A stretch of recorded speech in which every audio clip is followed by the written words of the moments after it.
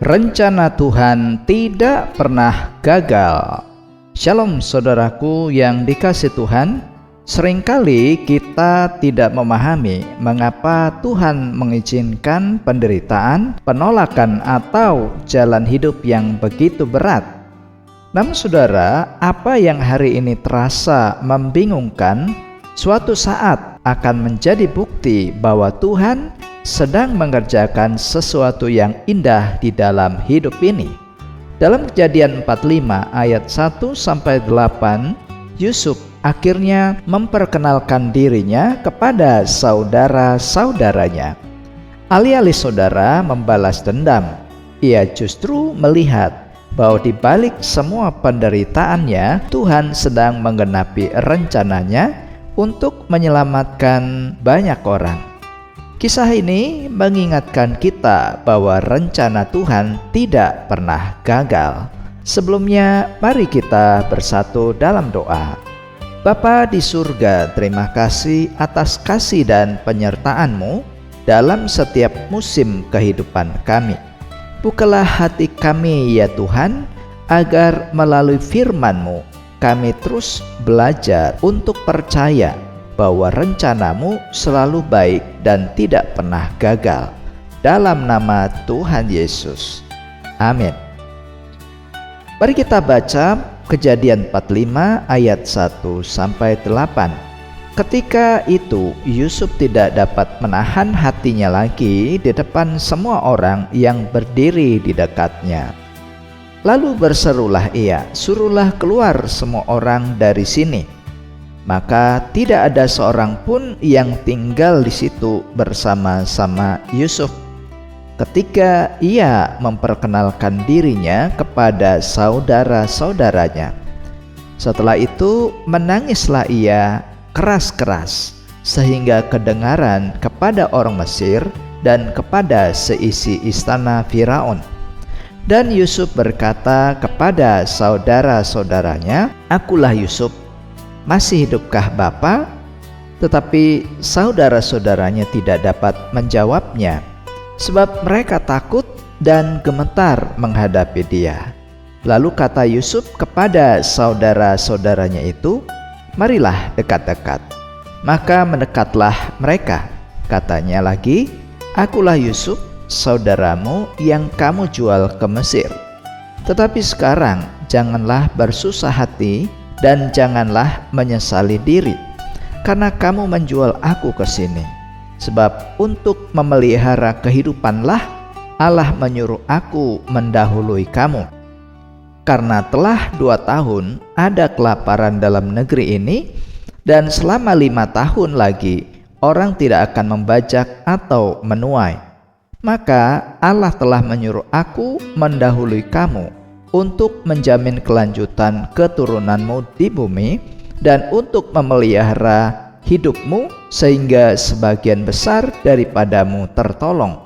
Jadi bukanlah kamu yang menyuruh aku ke sini, tetapi Allah. Dialah yang telah menempatkan aku sebagai bapa bagi Firaun dan tuan atas seluruh istananya dan sebagai kuasa atas seluruh tanah Mesir." Saudaraku yang dikasihi Tuhan, 3 kebenaran sejati yang kita dapatkan di bacaan ini. Yang pertama, Tuhan bekerja melampaui luka di masa lalu, ayat 1-3.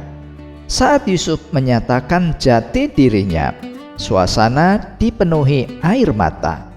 Saudara-saudaranya ketakutan karena mereka teringat kesalahan yang pernah mereka lakukan. Namun saudara, Yusuf tidak membalas kejahatan dengan kejahatan. Yusuf melihat bahwa Tuhan telah bekerja bahkan melalui luka dan penderitaan yang dialaminya. Apa yang dahulu tampak sebagai tragedi ternyata dipakai Tuhan untuk mendatangkan keselamatan. Jadi saudara, tidak ada luka yang terlalu besar sehingga Tuhan tidak sanggup memakainya untuk mendatangkan kebaikan. Firman Tuhan mengajarkan bahwa Allah sanggup menghibur dan memulihkan orang yang berharap kepadanya. Itulah yang tertulis di Mazmur 147 ayat 3. Ia menyembuhkan orang-orang yang patah hati dan membalut luka-luka mereka.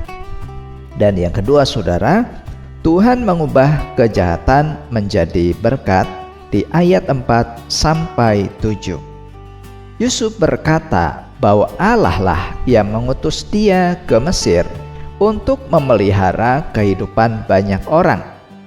Ia tidak menyangkal kejahatan saudara-saudaranya, tetapi ia memilih tangan Tuhan yang bekerja di balik semuanya.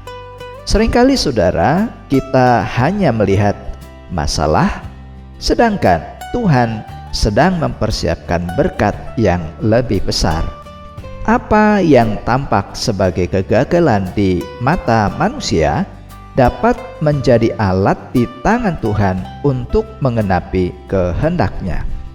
Dengan demikian, saudara, tidak ada keadaan yang terlalu sulit bagi Tuhan untuk diubah menjadi kebaikan.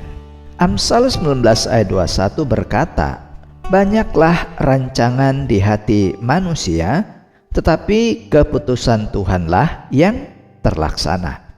Dan yang ketiga, saudara, Tuhan selalu menggenapi rencananya di ayat 8.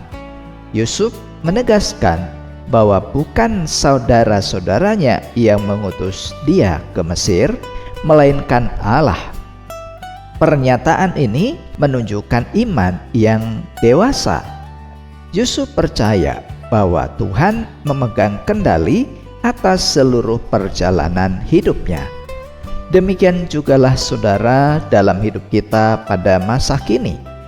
Walaupun jalan yang kita lalui tidak selalu mudah, Tuhan tetap memimpin setiap langkah menuju tujuan yang telah ditetapkan Allah. Ketika kita percaya kepada Tuhan, kita dapat melihat bahwa tidak ada bagian hidup yang sia-sia di tangan Tuhan. Karena itulah, saudara, firman Tuhan menegaskan bahwa segala rencananya akan tetap terlaksana. Sebagaimana Yesaya 46 ayat 10 katakan, "Aku memberitahukan dari mulanya hal yang kemudian, keputusanku akan sampai dan segala kehendakku akan kulaksana."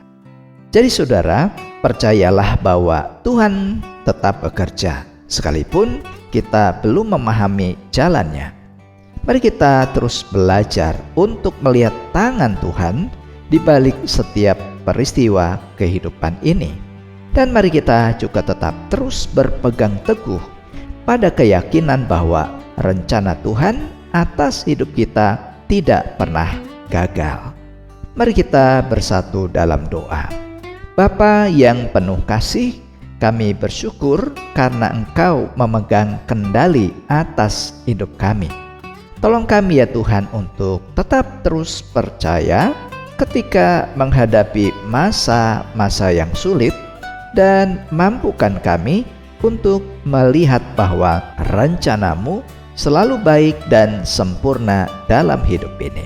Berkatilah saudaraku yang membaca dan merenungkan firman Tuhan ini dalam hidup mereka, baik dalam pekerjaan, berkati dengan berkelimpahan. Dalam pelayanan, Tuhan pakai menjadi alat berkat. Dalam rumah tangga, berikan kebahagiaan, sukacita, dan damai sejahtera senantiasa. Dalam nama Tuhan Yesus, amin.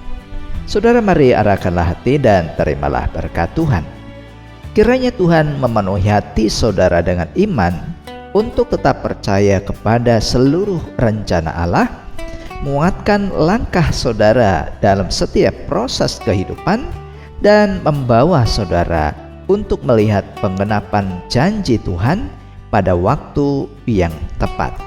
Dan kiranya kasih karunia Tuhan Yesus Kristus, kasih dari Allah Bapa, dan persekutuan Allah Roh Kudus menyertai saudara sekalian dari saat ini sampai terus kekal selama-lamanya. Amin. Apa yang tampak sebagai akhir di mata manusia seringkali adalah awal dari rencana Tuhan yang lebih besar. Percayalah, rencana Tuhan tidak pernah gagal.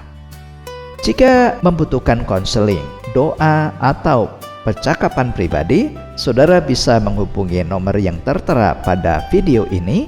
Terima kasih saudara, Tuhan memberkati, dan sampai jumpa pada seri Renungan SKS berikutnya. Shalom.